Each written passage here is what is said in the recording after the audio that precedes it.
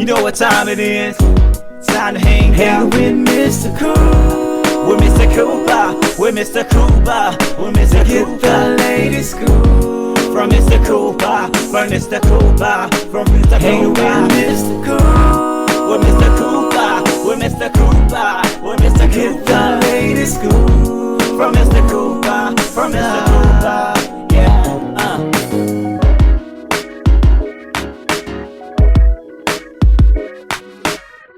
Welcome to the Big Scoop with Coop. I'm your host, Coop.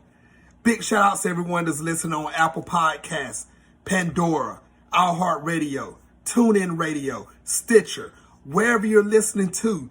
Big shout outs to you. If you want to catch the video version of this show, make sure you go to my website to catch full episodes at thebigscoopwithcoop.com.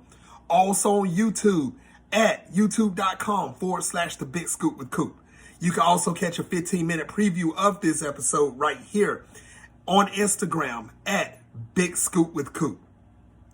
All right, people, enough about me. Today's guest, she has done a lot in the television and movie industry. She is one of the producers of Bel-Air. She has worked for Warner Brothers, Lionsgate. She has done so much. She also started the international diversity film market.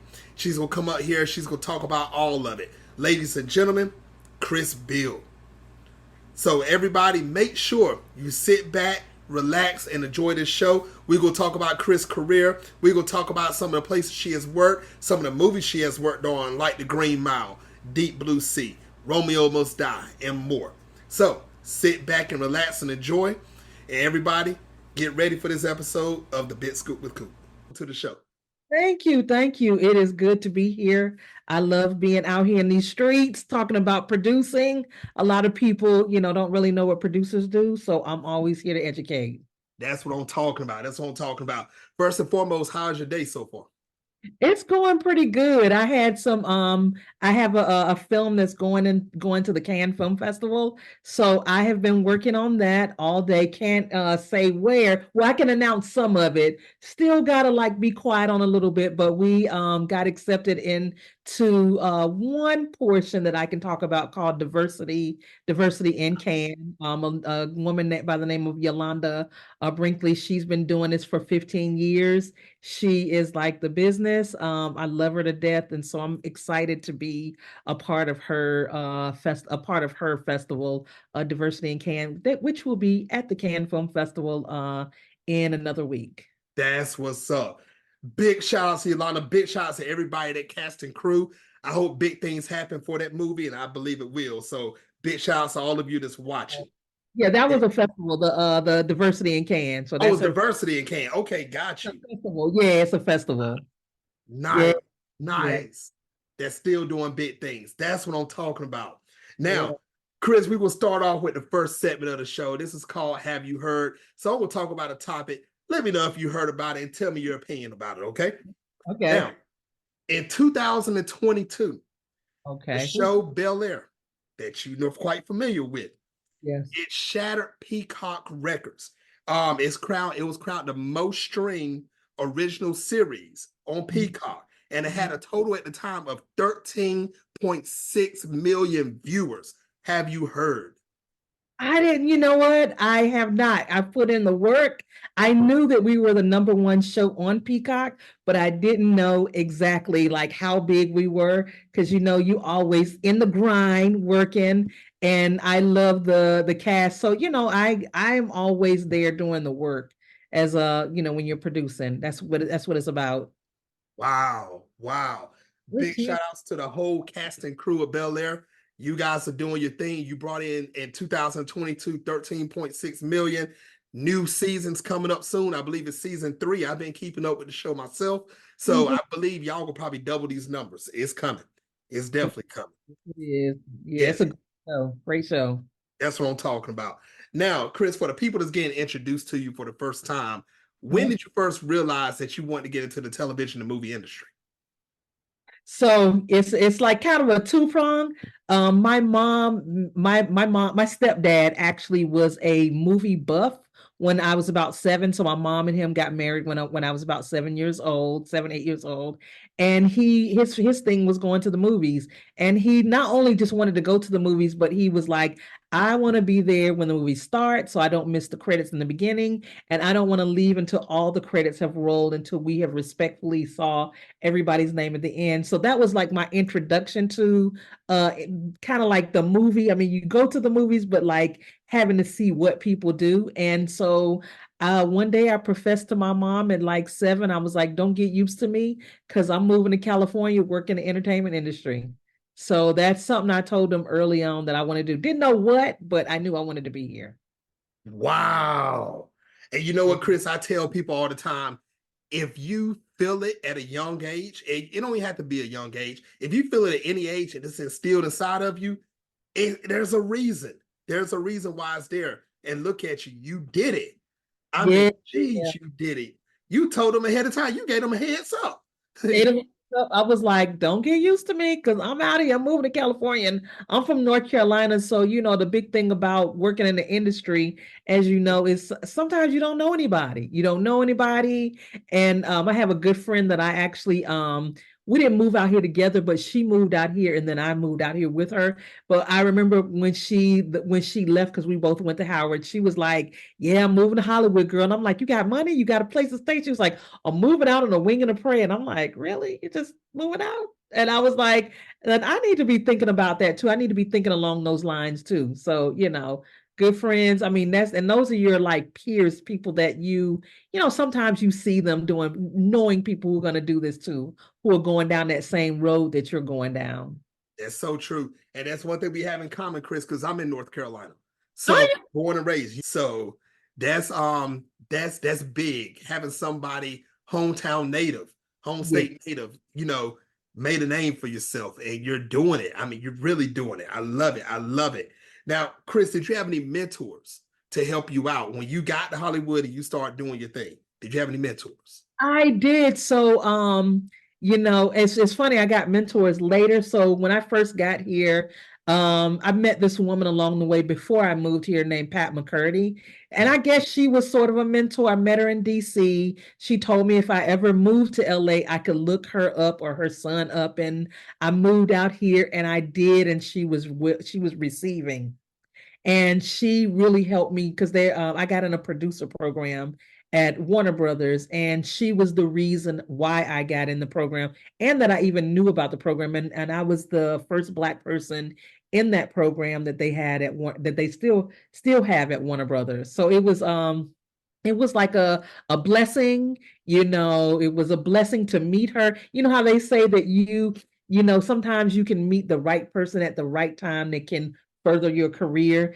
And Pat, everybody calls her Mama McCurdy, because I'm not the only person, although I would like to be not the only person that she's helped, but she's helped so many people. I mean, her kids are in the industry. Her son, her daughter was casting, her son worked in entertainment, but I introduced her to people. She was just that woman that was always encouraging and was going to always look out. She was going to always look out for you in a way to help you.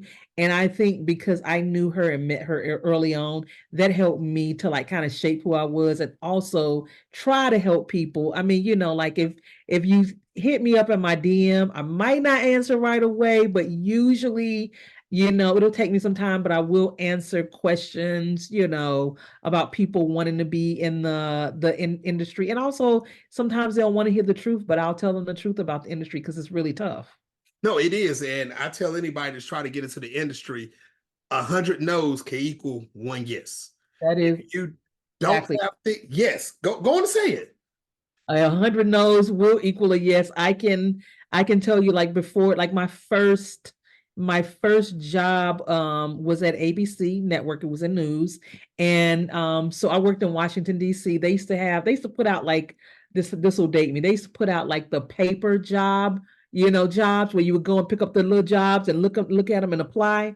So, and mail your stuff in back when people would snail mail. So I used to do those, and I would just be stacking up my rejections. I think I had like, like, I don't know, maybe 60 or 70 rejection over a 6-month period. And then finally I got a call they call it talent relations at ABC at that time. I don't know if they still do, but they called me. It was like, we have gotten so many resumes from you. We want to meet you. We want to see if you actually truly will like us. So that's how I got my first job. I believe in being persistent, and I was persistent in, just continuing I didn't let the no or the negative, the no's turn me away. I was like, well, I'll just keep trying until someone recognizes that I'm serious about what I want to do and serious about moving into the craft. That's what I'm talking about, because that's why I tell people, if they got to have thick skin. If you Yes. get ran away after your second or third no, oh boy, it wasn't meant to be. You No. have to continue to pursue. I mean, pursue like you've never pursued before.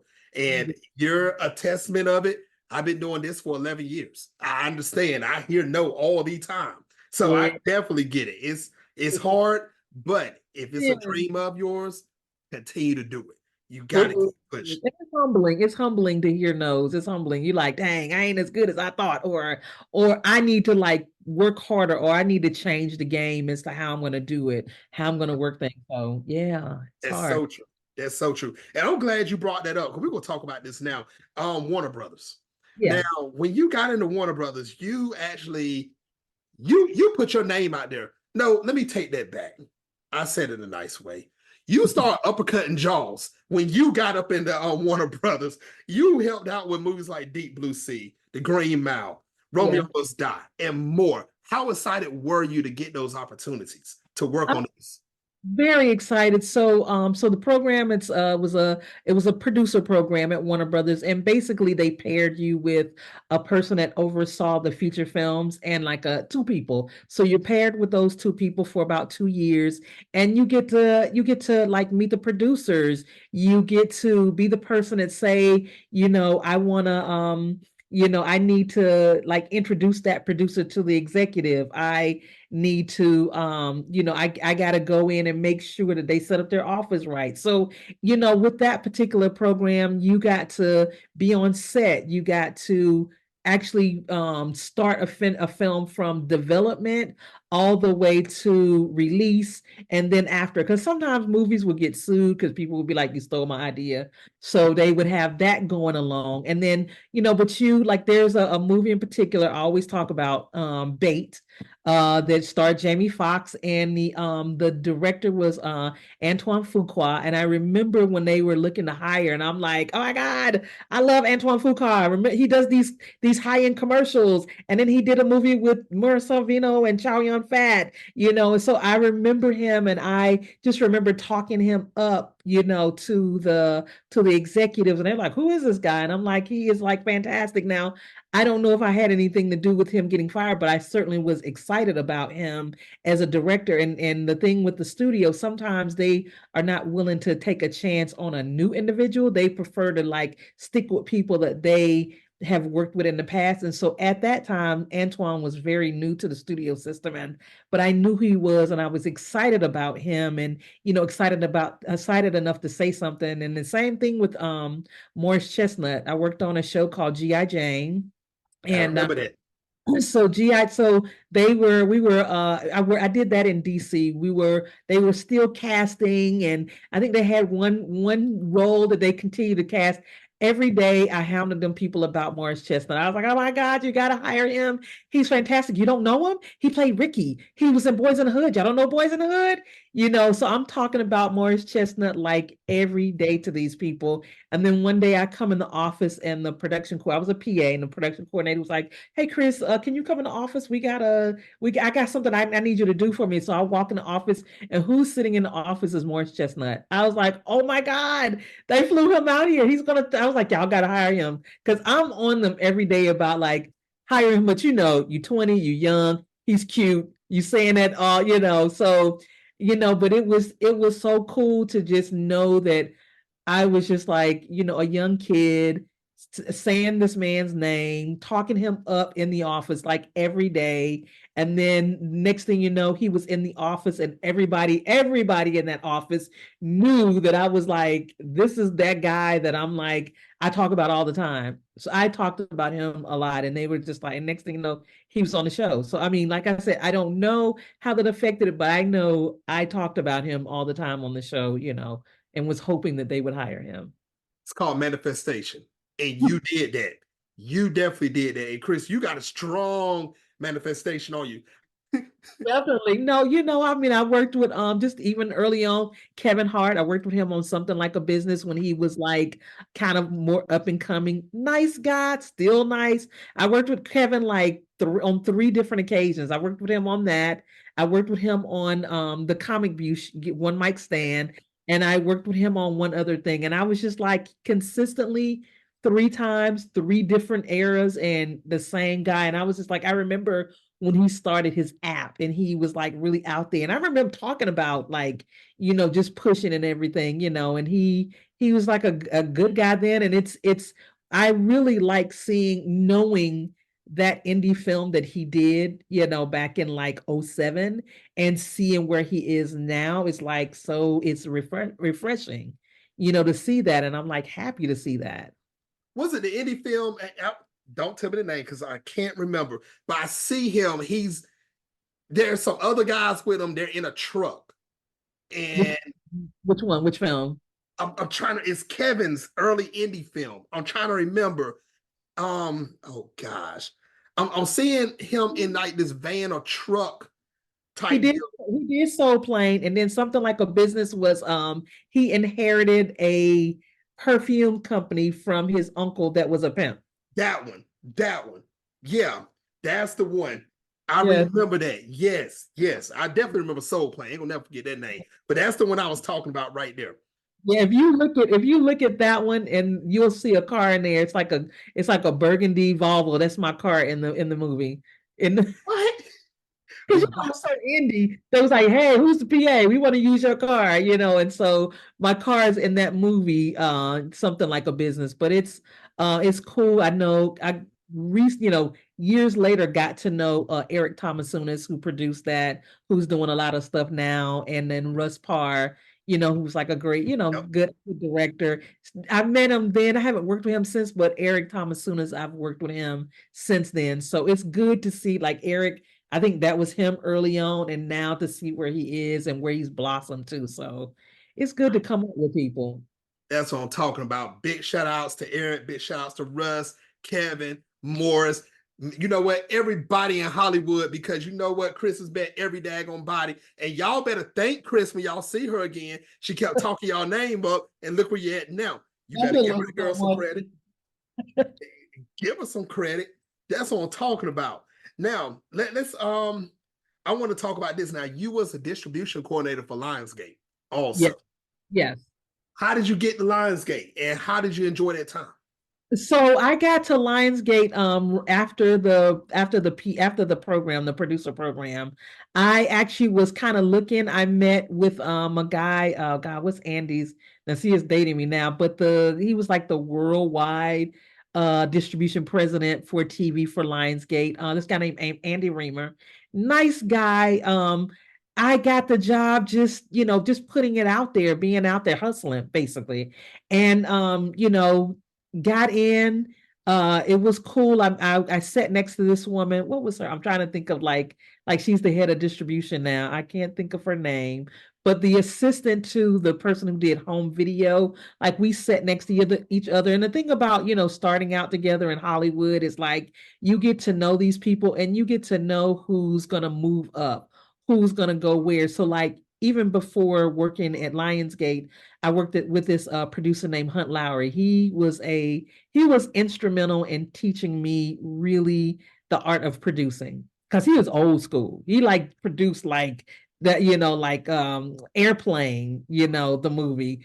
And so he was instrumental in teaching me how to be a solid producer so that when I got jobs like at Lionsgate and different places like that, I had, that to back me up because Hunt believed in reading your script being able to spitball the budget, and also his thing was always be nice to your crew, so that they will be nice to you, and just be a good person wherever you go, wherever your life walks take you.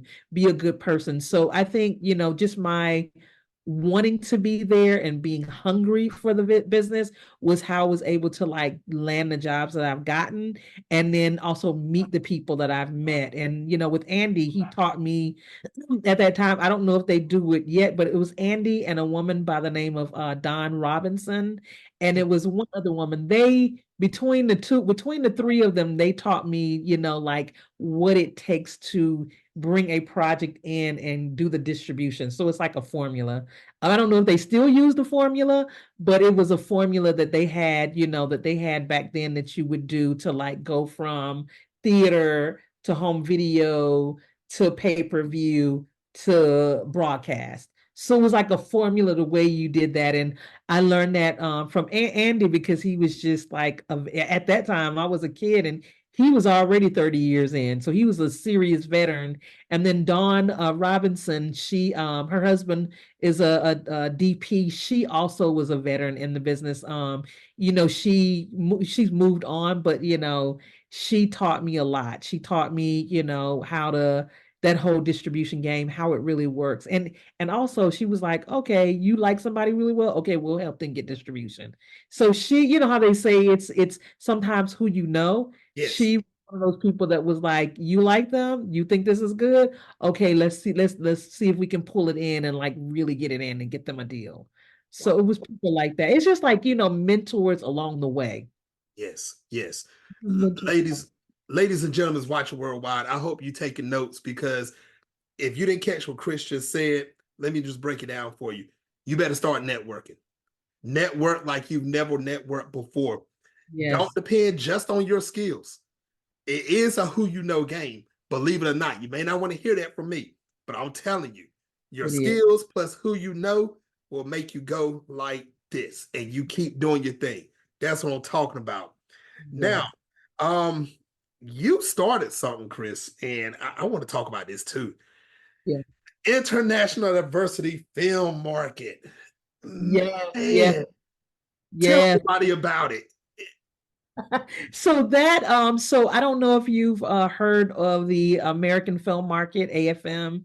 It's been around for about 30 years. So I had gone to AFM a couple of years, worked just kind of like the lay of the land. And so I don't know, when I talk to people about the business of filmmaking, when I worked at the AFM, I was like, oh my God, this is actually where the business takes place. This is how you not after you do your film, this is where your film will end up, get sold, maybe internationally, maybe domestically, but this is where it will be taken, and this is where the business will start. And so I saw a need for something like that in the Black community and people of color. So a friend of mine, we were like, hey, I was like, I know we could do this.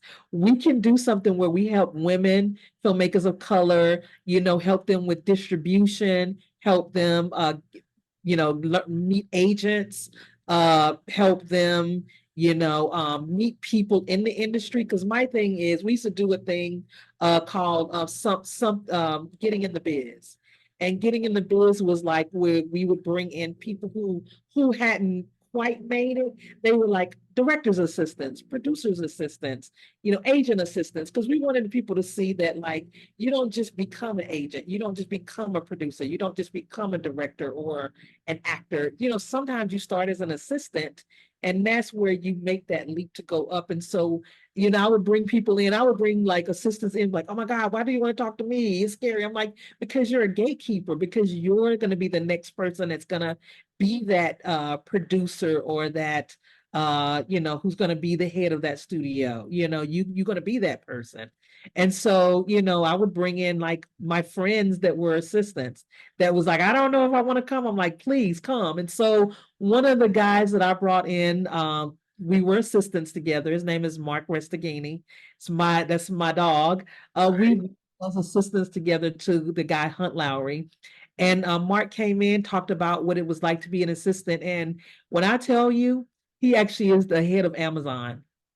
So he is like, if you want to do like go get in development for a drama or something, he's like the head of, I think he's like senior vice president or president of drama of Amazon. And I mean, I haven't checked him lately because he could even be higher than that. But Mark is like, I knew he was going to be there, a kid that I met in the industry. He went to Vassar. We both were like working together. And I was like, I would tell him all the time, I said, I know you're going to be the head of a studio someday. Like, I literally could see it, in the way he was, and just an all around good guy. And we bumped into each other, I want to say maybe 2 years ago at I'm a part of the PGA, the Producers Guild of America, and Mark was there sitting on a panel, and we saw each other. And it's funny because he's on the panel. You know how panels are. People want to go down, and after the panel is over, they want to talk to the person and give them their card and meet. And so I'm sitting in a chair because I'm like, oh my God, it's Mark. So I'm sitting there. I don't tell him I'm there. He's on stage. I know people are gonna rush him. So when they say, okay, the panel is wrapped, I'm like, I just call out Mark Restaghini, and he like looks, and I see him, and literally I felt bad, but it was just like, he was like, move out the way. This is my friend. We haven't seen each other. And we like hug and we talk. And I'm like, Mark, it's so many people who want to talk to you. So I'm going to hang back. And then you and I will talk once you do your thing, because it's a lot of people here who really, you can give them some good information. You're going to talk to them, and we'll talk later because we know each other on a personal level. So, but that's how Wow, that's how,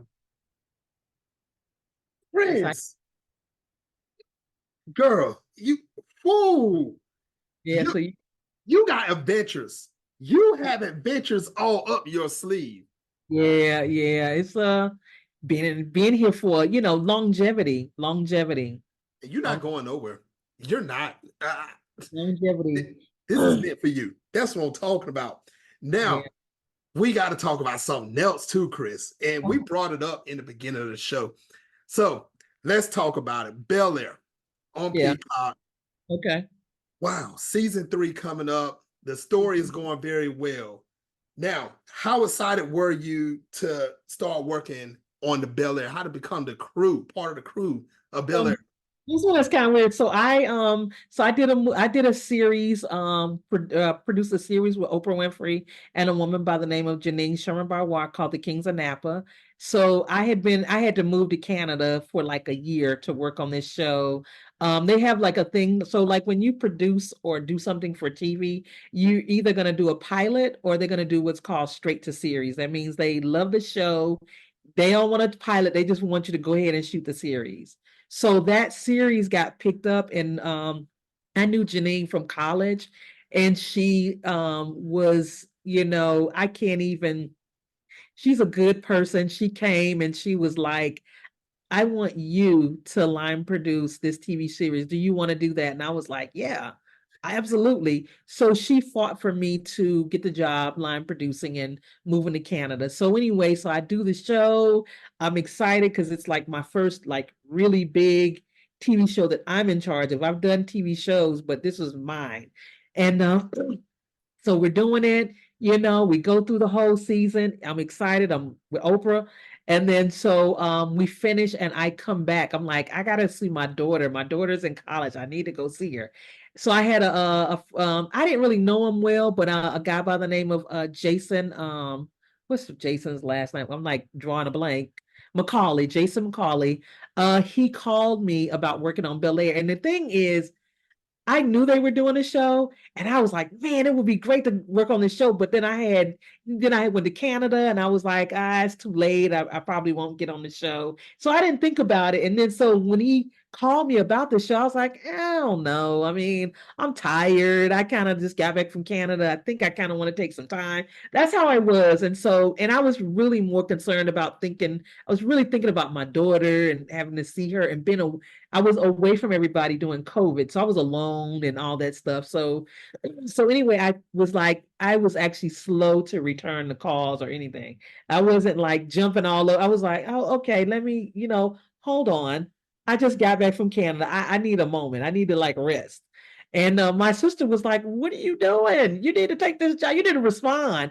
I was like, well, let me go. I was like, "Hey, I'm going to see my daughter," and they was just like, and they kept texting me. They texted me, "Here's the job. Here's how much you will make. Here's when it stops. Here's what we'll do for you." And I'm like, okay, So I kind of was not that I didn't want the job, but I was like tired from this other job.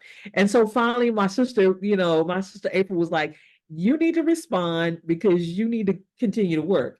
So I finally responded to them and was like, "Okay, yes, I'll take the job. When do I start? What am I doing? And so on and so forth." So I got the job. It was like not it wasn't a producer at the time. It was just like kind of helping them find locations and stuff like that. I wasn't even really on set ever. Like I knew some of the people, so I would come when I needed to come. So it was different things I would come, and I was like, "Oh, I need to be here for this. Okay, I need to be here for that. Okay." So I would do that. And Jason, I mean, they were good. They were good to me. And I was like, I try to be very thorough at the job that I do. So come season two, I'm like, okay, everything has changed. So now I want the job. I'm like, I want to get the job. Can I get a job? And so it came down to I didn't think I was going to get the job with them. I had called and they was like him and Han. I'm like, okay, maybe I'm not going to get this job. So I took there's a show with Michelle Yeoh called Brother Son. It's on Netflix. It's a whole Asian show. I Mhm. took that because I was like, well, I guess it's not gonna happen for me. And what's crazy is they called me about the show and I was like, well, I'll do it, but I need to get like this producer's credit and this. And so I was like, I'm asking for this stuff, and they're like, "Okay, we'll see. We'll get back to you." And then they said yes to everything that I asked for. And the rest is history. I got on the show and it was phenomenal because, the cast, great people. The behind the scenes people were great. I got to be, very good friends with the hair, the makeup. Hair was a woman named Cole Patterson. Makeup was a woman named Aroxy, two-time Emmy winner. The wardrobe is a woman named Queen Sylvia, massively, amazing, amazing costume designer, and then like all the directors got to know Tasha Smith and Carl Seaton and what's her name? Oh God, why can't I think of her name? Like the actress. Oh, no, no, what's her name? I can't think. Keisha Smith. Oh Keisha, yeah, yeah. yeah. So I know you're talking. yeah, so just working with all the directors and the showrunners, and just getting to be a part of that, and also be a part of bringing other people in. So, that's one of the best experiences that I have had to date. That working on the show, actually working on two shows. Hold on, my mom's but working on two shows. Working with Oprah, working with on a Will Smith show. Didn't come often, but working on a Will Smith show, and just in general, just like going down that avenue of TV and that TV world, because I really like TV. TV That's is what I'm talking about. Jeez. Ladies and gentlemen watching worldwide, please take notes of all of this. You see the come up. She said at a young age what she's going to do, and look at where she's at now. Now, yeah, yeah. what advice would you give any male or female that wants to get into the television and movie industry to become a producer? So I'm a line producer. The one thing I can say is shoot some indie films, shoot some short films, produce those. That's a way to get your foot in the door. Do as many short films and independent films as you can, because that's what people are looking for. They're looking for that. Be persistent. Take the job as a PA, take the job as an assistant, be nice, be a good person, follow up with people, follow up and follow through with people. So it's like be persistent, be consistent, communicate, follow up with people, follow through with people, be on time. That makes a difference. Be on time and just be true about your game, because you have to be ready when the opportunity comes for you. You have to be ready. I love it. I love it. All right, Chris, last segment of the show is called Take the Floor. You have up Yeah. to 2 minutes to say whatever you want, no questions asked. Chris Beal, take the floor. So I like again, like I said again, definitely you got to be persistent about what you want to do. You got to have intention about what you want to do. You got to, like I would say, find places where you can learn, find mentors. You don't have to have somebody to say, "Hey, you're my mentor." Look at how they operate, ask them some questions. I had somebody, I went to the Oscars. I had a woman in line who knew I did Bel-Air. She asked me questions while we were standing in line waiting to get our photo taken. And I was like, I like your game. I've had people hit me up on DM, hit me up on Facebook, find me on TikTok, and ask questions. And I would say, always ask questions, always like be out there striving to learn, start striving to do, what you got to do. Also for me, right now, I have a film out that I'm doing. It's called Superman Doesn't Steal. We're doing the festival circuit right now. We've been winning our best audience award. So we've been at Pan African, we went at the Cleveland Film Festival. Right now we're getting ready to go to Cannes. We have some other festivals that I can't talk about yet, but so that's what I'm doing now. I'm always shooting, and right now my goal with my baby Superman Doesn't Steal is to win that Oscar. And that's what it's about. So that's my thing, is I'm putting it out there, winning that Oscar for that. I hope somebody sees it out. Woo. You know how you are with your premonitions. It's going to happen. You spoke it. That's what I'm talking about. It's Oscar. done. It's done. Yes. Now, Yeah. real quick though, Chris, how can everybody follow you on social media to keep up with you with the latest and greatest? So the ladies and grays, they can look me up on IG. It's Chris Beal Prods on Instagram, on X, and on TikTok, and then on Facebook it's Cool Moss with a Koolmas. They can find me there, and it's Chris Beal or Cool Moss. So that's how they can find me. And I'm very social media. I'm trying to be extremely social media savvy. And you can also find me on LinkedIn. Nice. Ladies and gentlemen, watching worldwide, make sure you follow Chris on all social media sites. Not right now because you're watching this interview. After the interview, go look for her on social media. Make sure you find her everywhere she's at. Chris Beal, I want to thank you for coming on the show, and I would love to have you back on in the future. Yes, please. I would love to be back. This was great. That's what I'm talking about. Ladies and gentlemen, the next episode of the Bit Scoop with Coop, my next guest is, you know I don't announce my next guest. You better follow me on social media to find out the latest and greatest at Bit Scoop with Coop, and you'll find out who that next guest will be soon. All right, people, until the next time on the Bit Scoop with Coop. Peace.